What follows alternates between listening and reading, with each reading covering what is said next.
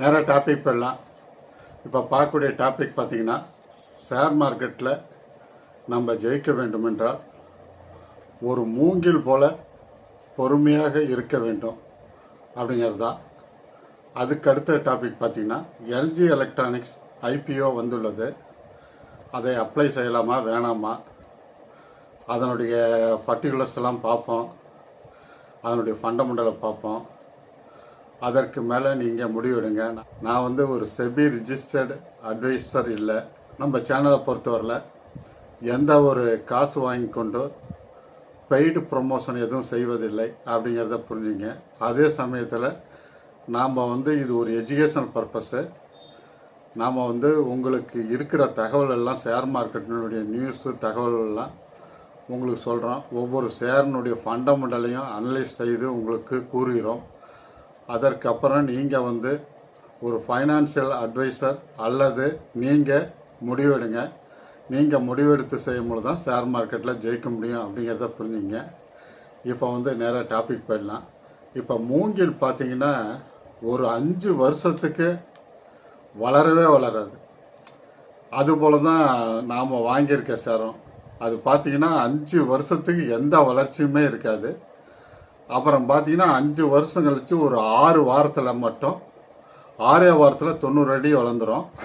அதற்கு மேலே அந்த 6 வாரம் முடிஞ்சிச்சுன்னா அதனுடைய வேகம் அதிவேகமாக இருக்கும். நீங்கள் எல்லா ஷேரையும் நிஃப்டி 50 ஷேர்ஸ் எல்லாம் பழைய ஒரு 20 வருஷ ரெக்கார்டை எடுத்து பாருங்கள். நீங்கள் மணி கண்ட்ரோல் பார்த்தீங்கன்னாவே தெரியும். அதனுடைய சார்ட்டு பேட்டர்னில் ஹரிசானில் திருப்பிட்டு நீங்கள் மேக்சிமம் அப்படிங்கிறத அழுத்தினீங்கன்னா 2000லேருந்து அதனுடைய பர்டிகுலர்ஸ் எல்லாம் தெரியும். அதெல்லாம் பாருங்கள். எல்லா ஷேரும் வளர்ந்த ஷேரெல்லாம் ஒரு 5 வருஷம் ஐடியலாக தான் இருந்திருக்கும். அதனால் இந்த ஷேர் மார்க்கெட்டினுடைய விஷயங்களை நீங்கள் புரிஞ்சுக்கணும் அப்படிங்கிறத வலியுறுத்தி சொல்கிறேன்.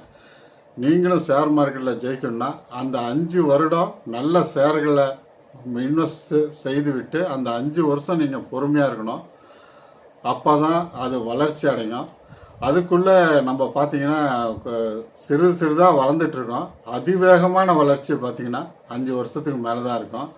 அதனால தான் நான் அடிக்கடி சொல்கிறது, ஒரு நல்ல ஃபண்டமெண்டல் ஷேர்களை 9 பாயிண்ட்டையும் ஏற்கனவே வீடியோக்குள்ளே கொடுத்துருக்கேன்.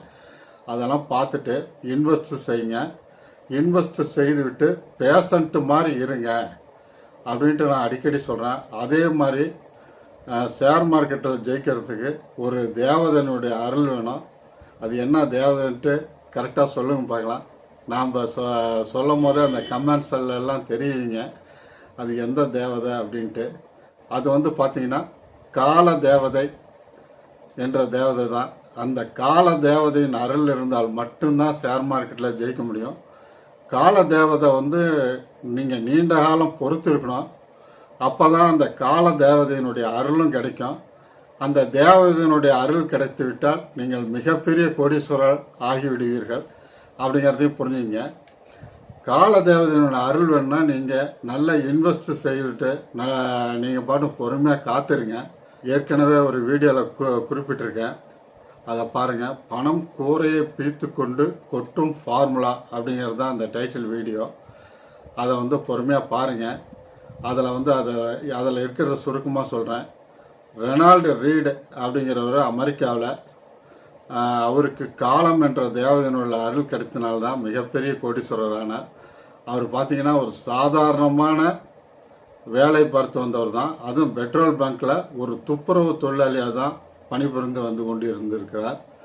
ஆனால் அவருடைய 92 வயதில் பார்த்தீங்கன்னா $8 மில்லியன் அதிபதியானார்.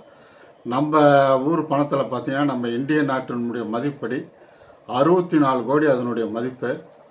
இவர் என்ன செஞ்சார் அப்படிங்கிறது நீங்கள் வியப்பாக இருக்கும். நல்ல ஃபண்டமெண்டல் உள்ள ஷேர்கள், ப்ளூ சிப் ஷேர்கள் அதில் இன்வெஸ்ட் செய்தார். அதுவும் அது டிவிடெண்ட் கொடுக்கக்கூடிய ஸ்டாக்கில் இன்வெஸ்ட் செய்தார். இப்போ உதாரணமாக நம்மளுக்கு பார்த்தீங்கன்னா நிஃப்டி 50 ஷேரில் ஒரு 50 ஷேர் இருக்குது. அதில் எது எது டிவிடெண்ட் கொடுக்குது, எது நல்ல ஃபண்டமெண்டலாக இருக்குதுன்னு நாம் ஒரு முடிவு செஞ்சு நாம் இன்வெஸ்ட் செய்வது போல தான் அவரும் இன்வெஸ்ட் செய்துவிட்டு நீண்ட காலம் பொறுத்திருந்தார். அவர் பண்ணது ஒரே ஒரு விஷயம் என்னென்னா நீண்ட காலம் பொறுத்திருந்தார். அதனால் அவருக்கு கால தேவதையின் அருள் கிடைத்தது. அவர் ஏறக்குறைய ஒரு 64 கோடிக்கு அதிபதி ஆனார். அதனால தான் கால தேவதையினுடைய அருள் வேணும். அதனால் நீங்களும் ஒரு கால தேவதையினுடைய அருள் பெற்று நீங்களும் மிகப்பெரிய கோடீஸ்வரர் ஆக வேண்டும் என்று இந்த சேனல் உங்களை வாழ்த்துகிறது. மூங்கில் கதையை நல்லா ஞாபகம் வச்சுங்க. அதே சமயத்தில் கால தேவதையினுடைய அருளும் நம்மளுக்கு வேணும்ன்ட்டு வேண்டிக்குங்க. கண்டிப்பாக நீங்களும் மிகப்பெரிய கோடீஸ்வரர் ஆக முடியும். நீண்ட காலம் பொறுத்திருக்கணுங்கிறத மட்டும் நீங்கள் மனசில் வச்சுக்கிங்க. பேஷண்ட்டு மாதிரி இருக்கும்போது மட்டும்தான் நீங்கள் ஜெயிக்க முடியும் அப்படிங்கிறத புரிஞ்சுங்க. அதுக்கு அடுத்தது எல்ஜி எலக்ட்ரானிக்ஸினுடைய ஐபிஓனுடைய பர்டிகுலர்ஸை பார்ப்போம். இது வந்து ஐபிஓ டேட் வந்து செவ்வாய்க்கிழமை வர செவ்வாய்க்கிழமை. இது ஐபிஓ டேட் பார்த்தீங்கன்னா 7/10/2025 டு 9/10/2025 வரை இதை நீங்கள் அப்ளை செய்யலாம். இதனுடைய ஃபேஸ் வேல்யூ 10 ரூபா தான். இதனுடைய ஷேர் ப்ரைஸ் பார்த்தீங்கன்னா 1080லேருந்து 1140 வரைக்கும் கொடுத்துருக்காங்க. நாம் அப்ளை பண்ணுறது 1140க்கு தான் அப்ளை பண்ணோம் அப்படிங்கிறது உங்களுக்கு தெரியும். அதாவது மேக்ஸிமம் அமௌண்ட்டில் தான் பண்ணணும். இதனுடைய மார்க்கெட் கேபிட்டலைசேஷன் பார்த்தீங்கன்னா 77,380 கோடி. இது ஓரளவுக்கு அண்டர் வேல்யூவில் தான் இருக்குது. பிஇ பார்த்தீங்கன்னா செக்டார் பிஇ 51.2, ROCE பார்த்தீங்கன்னா 50.9%. இது ஒரு 15% மேலே இருந்தாவே நல்லது. ROE வந்து 37.2%. இதுவுமே 15%க்கு மேலே இருந்தாவே நல்ல ஸ்டாக்னு சொல்லலாம். முக்கியமாக பார்த்தீங்கன்னா இது டோட்டல் ரெவன்யூவும் நெட் ப்ராஃபிட்டும் 5 வருஷம் எப்படி வளர்ந்துருக்குங்கிறத நம்ம மிக முக்கியமாக பார்க்கணும். எப்பயுமே ஐபிஓ அப்ளை பண்ணும்போது அது லாபகரமாக 5 வருஷம் இயங்கிட்டு வருதா, அப்புறம் வந்து டோட்டல் ரெவென்யூவும் நெட் ப்ராஃபிட்டும் வளர்ந்து கொண்டு இருக்கிறதா அப்படிங்கிறத நீங்கள் அவசியம் பார்த்துட்டு தான் ஐபிஓ அப்ளை பண்ணுங்கிறத நல்லா புரிஞ்சுங்க. இதனுடைய டோட்டல் ரெவென்யூ ஃபஸ்ட்டு பார்த்துருவோம். 2020 15,710 கோடியாக இதனுடைய டோட்டல் ரெவென்யூ இருந்திருக்கிறது. 2021 15,087 கோடி, 2022 16,834 கோடி, 2023 19,865 கோடி, 2024 21,352 கோடி. இது வந்து 5 வருஷத்தில் பார்த்தீங்கன்னா ஏர்முகமாக தான் இருந்து வந்துள்ளது. அதே சமயத்தில் நெட் ப்ராஃபிட் நிகர லாபத்தை பார்க்கணும். இது 2020 வந்து 1,854 கோடி, 2021 1,529 கோடி, 2022 1,175 கோடி, 2023 1,345 கோடி, 2024 2,037 கோடி. இந்த நெட் ப்ராஃபிட்டை பொறுத்தவரை 5 வருஷமும் ஏறுமுகமாக தான் இருக்குது. நல்ல ப்ராஃபிட்டை இந்த நிறுவனம் கொடுத்து வருகிறது. இதை வந்து நான் ஐபிஓ அப்ளை பண்ணலான் தான் இருக்கேன்.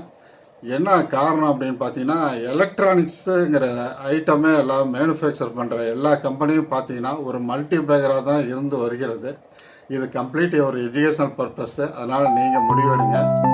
அதே சமயத்தில் இது பிடிச்சிருந்தா லைக் பண்ணுங்கள், சப்ஸ்கிரைப் பண்ணுங்கள், ஃப்ரெண்ட்ஸ் அண்டு ரிலேட்டிவ்க்கு ஷேர் பண்ணுங்கள். டைம் இருக்கும்போதெல்லாம் பழைய வீடியோக்களை பாருங்கள். மனதை வலிமைப்படுத்துங்க. மனதை வலிமைப்படுத்தினாலே எல்லா செல்வங்களும் உங்களுக்கு வந்து சேரும்.